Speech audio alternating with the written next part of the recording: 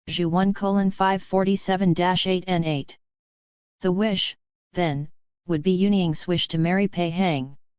When Feng could stand it no longer, he had to find out why, so he exclaimed, "You haven't discussed my offer, so I hope you'll explain why to me, and allow any doubts to be dismissed. You are a superb scholar, and I've admired you for a long time now," Xin answered him. "However, there's a private concern that I dare not mention to you." Feng insistently begged him to explain. "I have 19 daughters, and 12 are married," said Xin. "My wife takes care of all wedding agreements, so I can't make the decision." Feng told him, "I only want to marry the one who was walking with her little servant boy, and whose feet became wet with dew." Xin wouldn't respond, and thus they just sat facing each other in silence.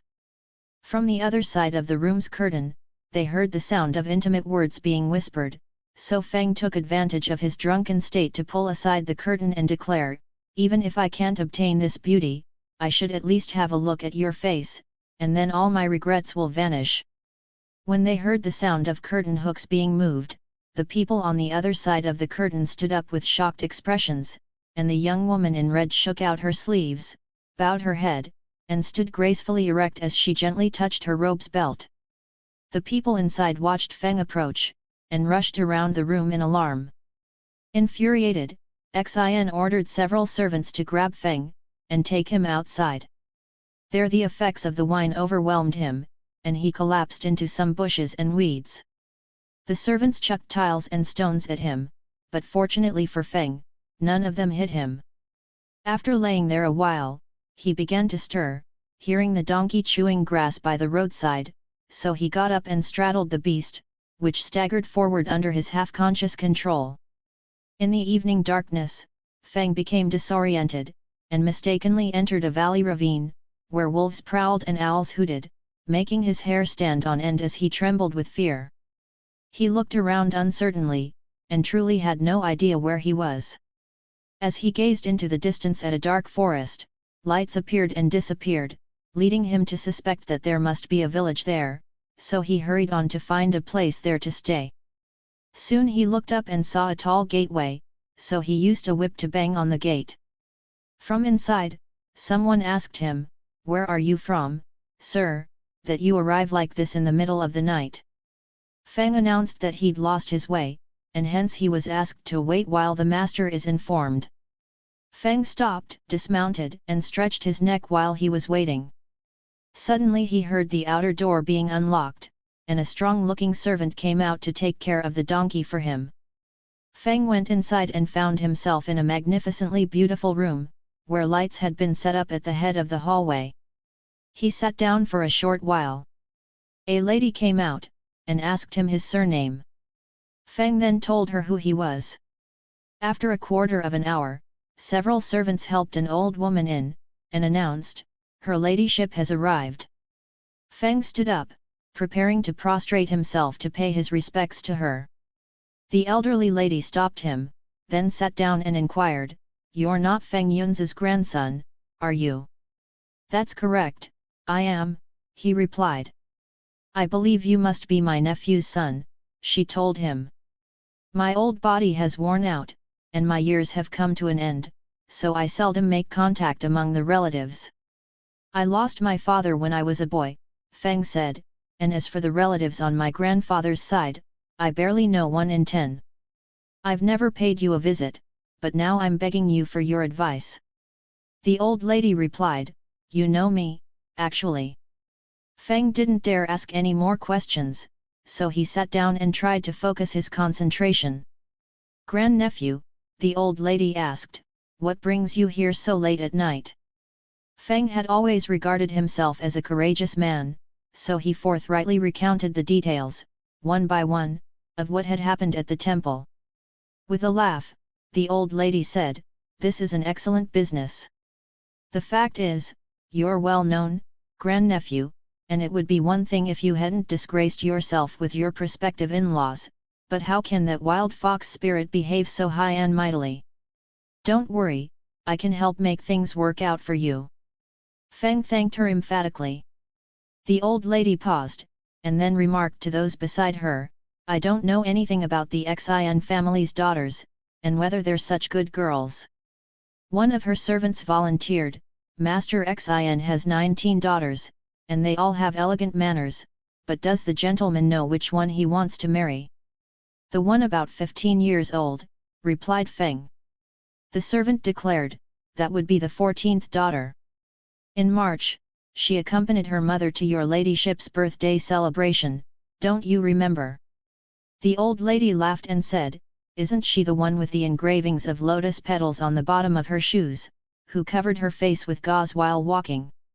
"She is," replied the servant. "This serving girl has great instincts for coming up with creative ideas, and has some unique abilities," the old lady told Feng, "while your Xin daughter is an elegant young woman indeed. You haven't made the wrong choice, grandnephew." She then approached the maidservant, and instructed her, "Send a small fox servant to call for her to come here." The maidservant promised she would do so, and then left. A short time later, someone came in and reported, "We just got the call that 14th daughter Xin has arrived." Soon they saw a young woman in red clothing, and when she spotted the old lady, she began to prostrate herself in obeisance. The old lady tugged at her to stop, declaring, "Later, you'll become my grandnephew's wife, so you don't have to stand on ceremony, like some kind of servant." The young woman got up, revealing her slim beauty as she stood, her red sleeves hanging at her sides. The old lady tidied the hair over the girl's temples, and played with her earrings as she asked, "What do you spend your time doing, as 14th daughter, in your maiden room?" The young woman lowered her head in response, as she replied, "Nothing special, just my embroidery."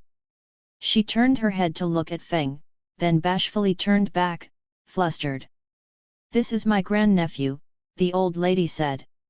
"He believes his happiness depends upon making a good marriage with you, so why did you make him lose his way, and wander through a deep valley in the dark?" The girl bowed her head in acquiescence, without a word. "I summoned you here for only one thing," the old lady revealed, "and I'll act as your go-between."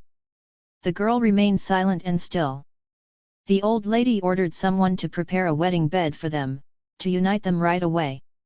The young woman blushed, and said, "I have to go back and report this to my parents." The old lady countered, "I'm your matchmaker, so what's the problem?" "My parents wouldn't dare to disobey your ladyship," replied the girl, "but I won't accept such a hasty marriage, even if it means sacrificing my life." The old lady laughed and said, "Dear, you're a really determined girl, truly qualified to be my grandnephew's wife." Then she took a garland of golden flowers from the girl's head, and handed it to Feng, who accepted it. The old lady directed her to return home, and check the calendar to select an auspicious date for the wedding. Then she assigned a servant to accompany the young woman as she left. When she heard a rooster crowing in the distance, she sent someone to get the donkey and accompany Feng on his way out. Once Feng had ridden several paces out of the village, he suddenly looked back, but the village and the houses were gone. Instead, he saw nothing but a dense black pine forest, and bricks, made of grass and mud, covering a grave mound. For a few moments, he tried to decide what to do, and then he became aware that he was at the grave of Shui Shangshu. Shui was the younger brother of Feng's grandfather, and for that reason the lady had called him her grandnephew. He realized that he'd encountered Shui's ghost, but he also realized that he didn't know who 14th daughter Xin really was. He heaved a sigh, and went home, where he searched the calendar and waited, but he was afraid that the ghost might not keep its promise. Then he returned to the bleak and desolate temple, but saw no one in the isolated place. He asked around and was told that people had often seen foxes there.